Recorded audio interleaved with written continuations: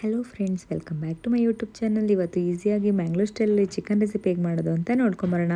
ಇದಕ್ಕೆ ಬೇಕಾಗಿರೋ ಇಂಗ್ರೀಡಿಯೆಂಟ್ಸ್ 2 ಏಲಕ್ಕಿ, ಹಾಗೆ ಕಾಳು ಮೆಣಸು ತೊಗೊಂಡಿದ್ದೀನಿ, 2 ಲವಂಗ, ಸ್ವಲ್ಪ ಸೋಂಪು ಕಾಳು, ಹಾಗೆ ಹಸಿ ಶುಂಠಿ, ಜೀರಿಗೆ, ಧನಿಯಾ ಬೀಜ, ಹಾಗೆ ಇಲ್ಲಿ ಒಣಮೆಣ್ಸಿನ್ಕಾಯಿ, ಬೆಳ್ಳುಳ್ಳಿ, ಹಾಗೆ ಇಲ್ಲಿ ಆನಿಯನ್ ತೊಗೊಂಡಿದ್ದೀನಿ. ಬ್ಯಾಡಗಿ ಮೆಣಸಿನ್ಕಾಯಿನ ತೊಗೊಂಡಿದ್ದೀನಿ. ನಿಮ್ಮ ಖಾರಕ್ಕೆ ಅನುಗುಣವಾಗಿ ನೋಡಿಕೊಂಡು ನೀವು ಎಷ್ಟು ಬೇಕಷ್ಟು ಮೆಣಸಿನ್ಕಾಯಿನ ತೊಗೊಳ್ಳಿ. ಇಲ್ಲಿ ನಾನು 1 ಟೇಬಲ್ ಸ್ಪೂನಷ್ಟು ಆಯಿಲ್ ಹಾಕ್ಕೊಂಡ್ಬಿಟ್ಟು ಏನೇನು ತೋರಿಸ್ತೆ ಅದೆಲ್ಲ ಇಂಗ್ರೀಡಿಯೆಂಟ್ಸ್ ಹಾಕ್ಕೊಳ್ತಾಯಿದ್ದೀನಿ. ಹಾಗೆ ಜೊತೆಗೆ ಇಲ್ಲಿ ಸ್ವಲ್ಪ ಚಕ್ಕೆನ ಆ್ಯಡ್ ಮಾಡ್ಕೊತಾ ಇದ್ದೀನಿ. ಹಾಗೆ ಇಲ್ಲಿ ಮೆಣಸಿನ್ಕಾಯಿ, ಈರುಳ್ಳಿ ಎಲ್ಲನೂ ಸೇರಿಸ್ಕೊಂಡ್ಬಿಟ್ಟು ಸ್ವಲ್ಪ ಚೆನ್ನಾಗಿ ಗೋಲ್ಡನ್ ಬ್ರೌನ್ ಬರೋ ತನಕ ಚೆನ್ನಾಗಿ ಫ್ರೈ ಮಾಡ್ಕೋಬೇಕು.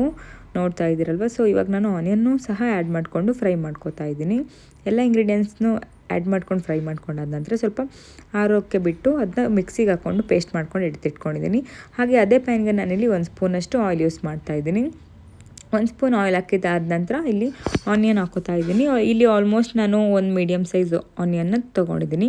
ಅದು ಚೆನ್ನಾಗಿ ಗೋಲ್ಡನ್ ಬ್ರೌನ್ ಆಗೋ ತನಕ ಫ್ರೈ ಮಾಡಬೇಕು. ಗೋಲ್ಡನ್ ಬ್ರೌನ್ ಆಗಿ ಅದಕ್ಕೋ ತನಕ ಫ್ರೈ ಮಾಡಿದ ಮೇಲೆ 1 ಟೊಮೊಟೊ ಆ್ಯಡ್ ಮಾಡ್ಕೋತಾ ಇದ್ದೀನಿ. ಟೊಮೊಟೊ ಹಣ್ಣು ಸಹ ಚೆನ್ನಾಗಿ ಫ್ರೈ ಮಾಡ್ಕೋಬೇಕು. ಇದಾದ ನಂತರ ಇಲ್ಲಿ ನಾನು ಸ್ವಲ್ಪ ಪುದೀನ ಸೊಪ್ಪನ್ನ ಆ್ಯಡ್ ಮಾಡ್ಕೋತಾ ಇದ್ದೀನಿ. ಚಿಕನ್ ಆದಮೇಲೆ ಪುದೀನ ಸೊಪ್ಪು ಇಲ್ಲ ಅಂದರೆ ಚೆನ್ನಾಗಿರುತ್ತಾ, ಸೊ ಟೇಸ್ಟ್ಗೋಸ್ಕರ ಪುದೀನ ಸೊಪ್ಪು ಸಹ ಕಟ್ ಮಾಡಿ ಆ್ಯಡ್ ಮಾಡ್ಕೋತಾ ಇದ್ದೀನಿ. ಈಗ ಇಲ್ಲಿ ನಾನು 1/4 kg ಚಿಕನ್ ಆ್ಯಡ್ ಮಾಡ್ಕೋತಾ ಇದ್ದೀನಿ. ಚಿಕನ್ ಆ್ಯಡ್ ಮಾಡ್ಕೊಂಡಾದ ನಂತರ ಹಾಗೆ ರುಚಿಗೆ ತಕ್ಕಷ್ಟು ಉಪ್ಪನ್ನ ಹಾಕ್ಕೊಂಡಿದ್ದೀನಿ. ಇದೆಲ್ಲ ಚೆನ್ನಾಗಿ ಮಿಕ್ಸ್ ಮಾಡಬೇಕು.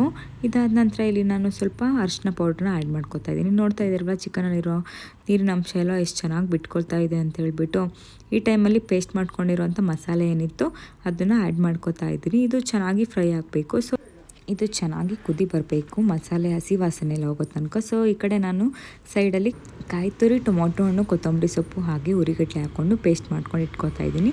ಸೊ ಈ ಪೇಸ್ಟ್ನ ಚಿಕನ್ನೆಲ್ಲ ಚೆನ್ನಾಗಿ ಕುದೀತಾ ಇದೆ, ಹಸಿ ವಾಸನೆ ಹೋಗಿದೆ. ಸೊ ಈ ಟೈಮಲ್ಲಿ ಇದನ್ನ ಆ್ಯಡ್ ಮಾಡ್ತೀನಿ.